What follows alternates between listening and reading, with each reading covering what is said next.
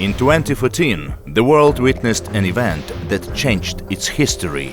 On February 20th, Russia began its occupation of Crimea, violating international law, destroying the security system and disregarding the rights of millions of people. At the time, it seemed like a local crisis, but in reality it was just the beginning of a crime against humanity. On February 24, 2022, the Russian regime started a new, even bloodier phase of its aggression, a full-scale invasion of Ukraine. What is Russia doing on our land? Russia is waging a terrible, brutal war, violating human rights, taking away the freedom, life and future of those who find themselves under its occupation. It kills, tortures and destroys. Its crimes are unjustifiable. Destroyed cities, mass executions, torture, deportations, rape and the forced Russification of children. These are crimes against humanity. This is genocide of the Ukrainian people.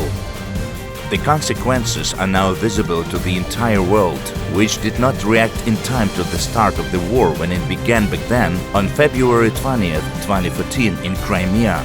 The occupation turned the peninsula into a military base and a conveyor belt of repression. Crimean Tatars, the indigenous people of Ukraine, have suffered mass repressions. Activists and journalists are behind bars just for their position. People die in prisons while serving their unjust sentences. There are currently over 280 political prisoners in Crimea, over 160 of which are Crimean Tatars. The occupation is the root cause of human rights violations and war crimes. Though we will not allow any atrocity to be forgotten. Every war crime, every human rights violation must be documented. Every guilty party must stand trial. This is not just a matter of justice, it is a matter of the future. How to stop the enemy? The answer is obvious. Sanctions against Russia and adequate provision of weapons to the Ukrainian defense forces. Personal sanctions should not be symbolic but merciless. Freezing the conflict is the trap that gives the enemy time to prepare for new aggression. Only Ukraine's victory would become a real guarantee of security. The root of evil is the occupation of Crimea. It was there that human rights violations began.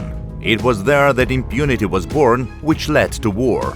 Therefore, the only way to justice is to free all of Ukraine from the enemy. Only then will justice prevail and the world community be able to say, we did not allow darkness to fall upon the world again. After all, evil that cannot be stopped always comes back.